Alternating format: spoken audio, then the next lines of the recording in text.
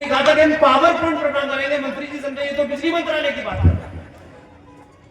ऐसे ही इस देश में एक विदेश मंत्री थे और ये हमारे दौर की है, मैं आपको 100 साल मेरे आपके दौर की है। एक विदेश मंत्री थे, वो भी इस जोड़ तोड़ की राजनीति में देश के विदेश मंत्री बन गए। वो यूएनओ में गए भारत के रिप्रेजेंटेटिव के तौर पर, और वहां तमाम यूएनओ में हर देश के लोग आते हैं, अपने देश की बातों को रखते हैं, अपने देश की पॉलिसीज को बताते हैं, क्या करते हैं, कैसे करते हैं। ऐसे ही एक मंच होता है और पीछे लोग बैठे होते हैं और हर देश का नाम पुकारा जाता है, उसका विदेश मंत्री आता है, विदेश मंत्री नहीं आता तो कोई उनकी तरफ से अफसर आता है। वो विदेश मंत्री कोई बोल रहा था, पुर्तगाल का कोई राष्ट्रपति, उनको नींद बहुत आती थी, वो कुर्सी पे सो रहे थे। पुर्तगाल का राष्ट्रपति अपना भाषण पढ़ के चला गया, तो मंच से यूएन की सीट जाकर देख लीजिए, खोज लीजिएगा, आपको मिल जाएगा। मंच से अनाउंसमेंट हुआ कि भारत के विदेश मंत्री आए और अपना पेपर प्रेजेंट करें। वो नींद से उठे, उनको उठाया, वो उठे, सीधे चले मंच पे चले। उनसे पहले पुर्तगाल का राष्ट्रपति अपना भाषण पढ़ रहा था, उन्होंने पेपर उठाया, उसी भाषण को पढ़ने लगे। 10 मिनट के बाद ये रियलाइज हुआ भाई साहब ये तो पुर्तगाल का भाषण पढ़ रहा है। तो विदेश मंत्रालय का बेचारा जो पढ़ा लिखा सेक्रेटरी था, वो गया था, नेताजी ये वाला नहीं, ये वाला भाषण पढ़ रहा है। तब उनका अच्छा, फिर तो हम विश्व में आपको अच्छे कपड़े पहन के गए थे, आप अमेरिका में आप बहुत बड़े करोड़पति हैं, आपकी गलतफहमी है कि आपके रुपए और कपड़ों से दुनिया आपको जानती है। भारत को 1947 के पिताजी से दुनिया नहीं जानती। इसलिए मैंने शुरू में कहा कि आपको आचार्य चाणक्य से, वेद व्यास से, राम से जानती है, कृष्ण से जानती है। अपने होने का एहसास तो कीजिए कि दुनिया हमें किस नजर से देखती है और हम उनके सामने चवन्नी में बिक रहे हैं। हम में से कोई नहीं रहेगा, हमारा भी इतिहास लिखा जाएगा कि एक दौर में इतनी चेतना थी, संचार क्रांति आ गई थी, तब भी लोग इस देश में सनातनी हिंदू अपने नेता को चुनने से पहले उसकी जाति देखते हैं, फिर उसको ये देखते हैं कि ये कोई साड़ी फ्री बांट रहा है, कोई पेटीकोट फ्री बांट रहा है, कोई चप्पल फ्री बांट रहा है, हमसे बड़ा कोई भिखारी है। और फिर कहते हैं नहीं, भारत को हिंदू राष्ट्र घोषित कर दो। 30 सेकंड के लिए हिंदू नहीं बनते और हिंदू राष्ट्र घोषित करोगे। सरकार कल डिक्लेयर भी कर दे तो उससे क्या हो जाएगा? जिस दिन आप तय कर लोगे, सरकार 24 घंटे में से हिंदू राष्ट्र बना देगी। लेकिन आप मत बनना, आप पहले यादव बन लेना, ठाकुर बन लेना, ब्राह्मण बन लेना, अगड़ा पिछड़ा सब बन लेना, लेकिन सनातनी हिंदू मत बनना। पूरी दुनिया में डंका ऐसे नहीं पिट रहा है, दुनिया आपको उस नजर से नहीं देख रही है। दुनिया ये पहली बार देख रही है कि इन 75 सालों के दौर में, आपको शायद अंदाज नहीं होगा, पिछले 70 सालों में से 10 साल को माइनस करके बात कर रहा हूं, किसी एक विषय पे कह रहा हूं, इसलिए कह रहा हूं। इंडियन स्टेट यानी भारत राज राष्ट्र के खिलाफ काम कर रहा है। इसलिए मैंने शुरू में कहा कि आप देश को सब कुछ समझ बैठे हैं, देश के लिए आप कुछ नहीं कर सकते। यह गलतफहमी है आपकी कि आप देश के लिए कुछ कर रहे हैं। आप देश के अंग सिर्फ इतने ही हैं कि जो कानून है उसे मान रहे हैं, और आपको लगता है कि नहीं नहीं, हम उल्टे हाथ पे नहीं सीधे हाथ पे चलेंगे तो चालान हो जाएगा। देश के किसी नियम का उल्लंघन करने पे कोई ना कोई सजा है। आप देश के लिए कुछ नहीं कर सकते। गलतफहमी, हम देश को ये करेंगे, आप कुछ नहीं कर सकते, आपके हाथ में नहीं है। देश व्यवस्था से चलता है, वो व्यवस्था अच्छी है बुरी है, इसलिए मैंने कहा देश के जितने भी हंगे सब पेड़ हैं। हम राष्ट्र प्रेमी हैं, ये बात समझ। देश प्रेमी कोई चीज नहीं है। देश प्रेमी है तो क्या आप करेंगे? डबल टैक्स दे देंगे सरकार को। ये देश से प्रेम नहीं करेंगे तो आप उल्टे हाथ में लेकर सीधे हाथ पे चलने लगेंगे। क्या कर लेंगे आप? देश को चलाने की जिम्मेदारी सरकारों की है और सरकार के अधीन आने वाले अंगों की है। जिस दिन राष्ट्र चलाने की बात होनी चाहिए तो ध्यान रखिएगा, जिस दिन राष्ट्र की बात सोचेंगे तो इतनी ताकत से सोचिएगा कि सरकार ये तय नहीं करेगी कि राम मंदिर कब बनेगा। आप अपने राष्ट्र की आस्थाएं भी सरकार से चाहते हैं बनाएं, ये समाज के मरने की निशानी है। आपको यह भी नहीं पता कि आपके मंदिरों के ऊपर क्या हो रहा है, ये पता नहीं आपको। हम भिखारियों के तरीके से सरकार ये नियम बना दे। सर, मर्डर का भी नियम है इस देश में, रेप का भी नियम है इस देश में, तो क्या मर्डर रुक रहे हैं, क्या रेप रुक रहे हैं? वो सरकारों द्वारा बनाए किसी अंग की जिम्मेदारी है, वो मेरी और आपकी जिम्मेदारी नहीं है। लेकिन आप सरकार से सब कुछ चाहते हैं, सरकार ये कर दे, सरकार वो कर दे। सरकार को जो काम करना है करने दीजिए, आपको जो काम करना है आप ईमानदारी से करें। आप नहीं कर रहे। ये मरे हुए समाज की शक्ल होती है कि वो सरकारों के ऊपर निर्भर रहता है। मैं बार बार कह रहा हूं, आप जिस दिन तय कर लेंगे सरकार पे निर्भर, सरकार आपके ऊपर हो जाएगी। इस देश में 10 मिनट के अंदर सारे काम हो जाएंगे। लेकिन मंदिरों का बनना, मंदिरों की आस्थाएं आपको पता ही नहीं है, आपके रियल मुद्दे आपको बताए नहीं गए, क्योंकि नेताजी आएंगे, आपने वोट दे दिया, इनके आगे यादव है, इनके आगे ठाकुर है, इनके आगे पंडित है, बस हो गया हमारा काम, मेरा आदमी जीत गया, मेरे आदमी ने मेरे 2-4 काम कर दिए। ये राजनीति नहीं होती भाई। आज भी इस भारत के अंदर 2 बड़े फ्रॉड चल रहे हैं, और ये दोनों फ्रॉड मैं मानता हूं कि मैं जितना चिल्ला के बोल सकता हूं। आपके लिए निजी जाति महत्वपूर्ण है तो मेरे लिए, मैं फिर आपके लिए नहीं आया, मेरा कोई इंटरेस्ट नहीं। अगर आप समझते हैं आप किसी पार्टी के बंधुआ मजदूर हैं, तो जिस दिन बंधुआ मजदूर बनने की जरूरत पड़े तो सनातन के बंधुआ मजदूर बनना, किसी पार्टी की मत बनना। लेकिन हम जड़ को छोड़ करके पत्तों में पानी डाला। भारत का संविधान कहता है, जो यकायक रात के अंदर 1976 में संविधान के अंदर एक शब्द डाला गया, सेकुलरिज्म और सोशलिज्म, और आपको ये घुट्टी पिला दी गई। मैंने कहा ना कि आपके जो समाज में लोग हैं वही झूठ बोल रहे हैं। सेकुलर शब्द का अर्थ क्या है ये भी नहीं पता। किसने बताया कि सेकुलर माने धर्मनिरपेक्ष होता है?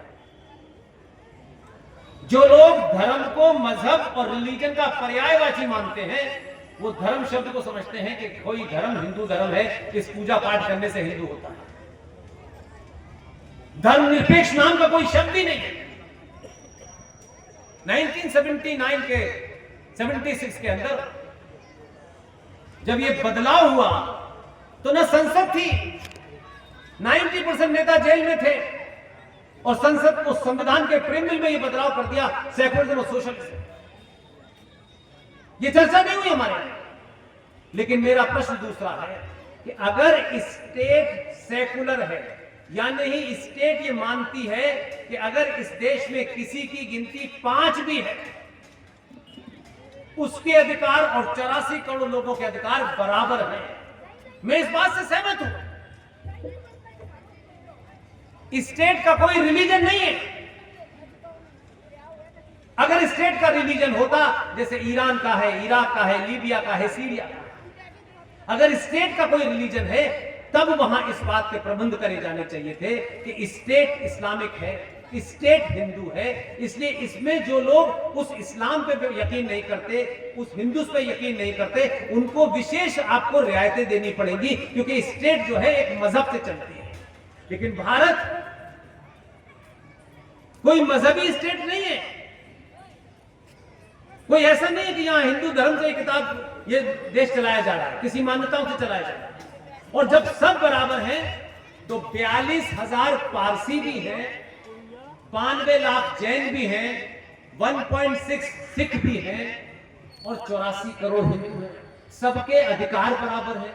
क्या पुलिस से पूछिएगा कि वो 84 करोड़ हिंदुओं में से किसी को गिरफ्तार करती है तो ये कहती है कि नहीं, आप पे ये धारा डबल लगेगी क्योंकि आपकी गिनती ज्यादा है। पुलिस का कानून, देश के संविधान में जितने भी प्रावधान हैं, जब कानून आईपीसी सबके लिए बराबर है तो फिर दूसरी चीजें बराबर क्यों नहीं है?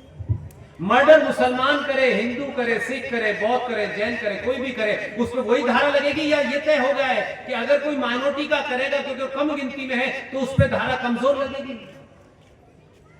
जब सब बराबर हैं, सबके अधिकार बराबर हैं, तो यहां मजारे भी हैं, यहां गुरुद्वारे भी हैं, यहां चर्च भी है, यहां मंदिर भी है। तो किसने ये नियम बनाया और किसके दबाव में बनाया? मैंने कहा कि गिनती का कोई लेना देना नहीं है। 42,000 पारसी भी देश में रहते हैं, इतनी सी माइनॉरिटी है। लेकिन एक झूठ का, परेड का ड्रामा रचा गया इस देश में। इस देश में माइनॉरिटीज खतरे में है। पारसी ने शिकायत की कभी? बौद्ध ने शिकायत करी कि हम इतनी कम गिनती में हमारे साथ बड़ा अत्याचार हो रहा है। 22 करोड़ मुसलमानों के साथ ही अत्याचार हो रहा है, उन्हीं वो विशेष है। तो मेरा प्रश्न सिर्फ इतना ही है कि अगर चर्चों से, गुरुद्वारों से और मजारों से सरकार का ये नियम है कि सब बराबर है, संविधान में सबकी ताकत बराबर है, सबके साथ एक सही व्यवहार होगा, तो सिर्फ इतना ही प्रश्न है। और इस बात को सोचिएगा, और जिस दिन इस बात को सोच लेंगे, एक बार का चुनाव इसी बात पर वोट दीजिएगा, बस इसी पे दीजिएगा। मैं कह रहा हूं आप जब संतुष्ट हो तब दीजिए, किसको दे मुझे इसमें इंटरेस्ट। अगर संविधान के तहत सब बराबर हैं, तो फिर गुरुद्वारों में जो पैसा चढ़ता है, जो मजारों पे पैसा चढ़ता है, जो चर्चों पे पैसा चढ़ता है, सरकार किन कारणों से उस पैसे को नहीं छूती? और 84 करोड़ हिंदुओं के मंदिरों पर जो 10 लाख करोड़ रुपया सालाना चढ़ता है, वो सरकार ले जाती है। ये सवाल पूछना चाहिए कि हमसे हमें घुट्टी पिलाई जा रही है, हम बराबर है, संविधान की दृष्टि से बराबर है, तो मेरे मठ मंदिरों पे चढ़ने वाला पैसा, जिसकी अप्रोक्सीमेटली फिगर 10 लाख करोड़ है, जिसमें वैष्णो देवी आप जाते हैं, वहां का सालाना कलेक्शन 530 करोड़ रुपया है। देवस्थानम बोर्ड तमिलनाडु अगर आप जाते हैं तो 1300 करोड़ रुपया सालाना आता है। देश भर के तमाम मंदिरों और मठों के ऊपर चढ़ने वाला पैसा सरकार क्यों ले जाती है? तो हिंदू समाज में अनेक ठेकेदार हैं, हर गली में 2 ठेकेदार खड़े हुए हैं, हर गली में ज्ञान देने वाले लोग पड़े हैं। क्या हम इस बात पे एक राय नहीं हो सकते 80 से 84 करोड़ हिंदू कि हमारे मठों और मंदिरों पे चढ़ने वाले पैसे के लिए हमारे समाज में जो भी लोग हैं, अच्छे हैं, बुरे हैं, छोटे हैं, बड़े हैं, हर समाज से 2-2 लोगों के नाम पे एक ट्रस्ट बना दिया जाए और उस ट्रस्ट के अंदर हर साल जो 10 लाख करोड़ रुपया है वो उसमें जमा किया जाए। मेरा दावा है 10 साल करके देख लीजिएगा, 10 साल का 10 लाख करोड़ रुपया एक ट्रस्ट बनाइए, उसमें किसी जाति का, उसमें किसी खास व्यक्ति का कोई वर्चस्व नहीं होना चाहिए। हर जाति के लोगों का उस पर भरोसा होना चाहिए। और जैसे एग्जीक्यूटिव रखे जाते हैं कंपनी के, वैसे ही एग्जीक्यूटिव रखिए, उनको तनख्वाह दीजिए, उनको इलाके दीजिए कि इस इलाके में जाएं और पता करें किस ब्राह्मण का बेटा, किस ठाकुर का बेटा, किस दलित का बेटा, किस बनिए का बेटा पैसे के कारण पढ़ाई नहीं कर पा रहा है। और बाकायदा जैसे एक कंपनी चलती है उस अंदाज में वो रिपोर्ट दे और वहां से पैसा चले और उस बच्चे को जो आईएएस बनना चाहता है, वो पीसीएस बनना चाहता है, सरकार की पॉलिसीज के तहत ये काम हो रहा है। और वो बात आपको पता नहीं, इसलिए शायद आप उसको सोचते हैं। ये 10 लाख करोड़ रुपया बैंक में रहेगा और हर साल कितना उसका इंटरेस्ट आएगा। पूरे देश का एक भी सनातनी को ये चवन्नी छाप वोट लेने वाले खरीद नहीं सकते। किसी को कोई शिकायत नहीं रहती कि सरकार ने कहा ये पिछड़ों का कोटा है, आंकड़ों का कोटा नहीं है, वो अपनी जगह चलाने दीजिए। आपका कोटा इतना मजबूत होगा कि सरकार आपके सामने नतमस्तक हो जाएगी। लेकिन बड़ी लड़ाई लड़ने के लिए थोड़ी देर लंबा इंतजार करना पड़ता है। आप लड़ना नहीं चाहते, तो पहला प्रश्न यह है कि जब सब बराबर है तो मेरा 10 लाख करोड़ सरकार क्यों लेके जाती है?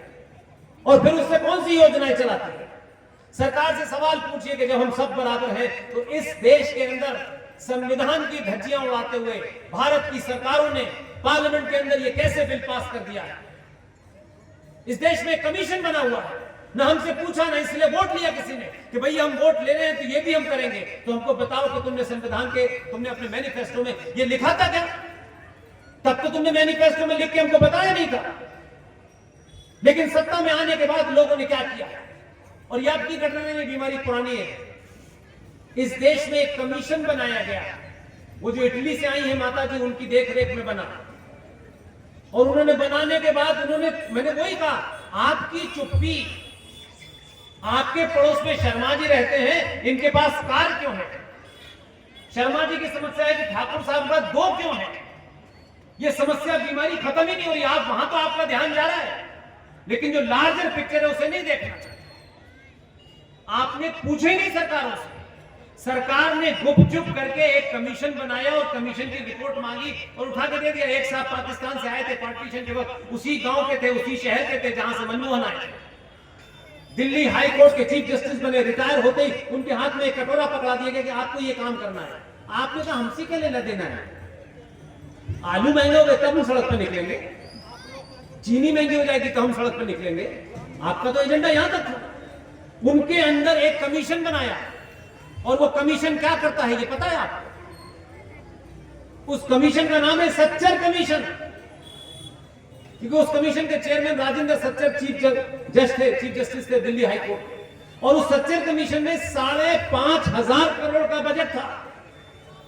इन्हीं सभाओं में ऐसी बोला हमने, उनको तो विरासत में मिला था, वो एकदम सब नहीं कर सकते थे। उस 5.5 करोड़ से अब 3,500 करोड़ का बजट है। लेकिन मैं ये बात तब तक कहता रहूंगा जब तक ये 3.5 करोड़ का भी बजट समाप्त नहीं होगा।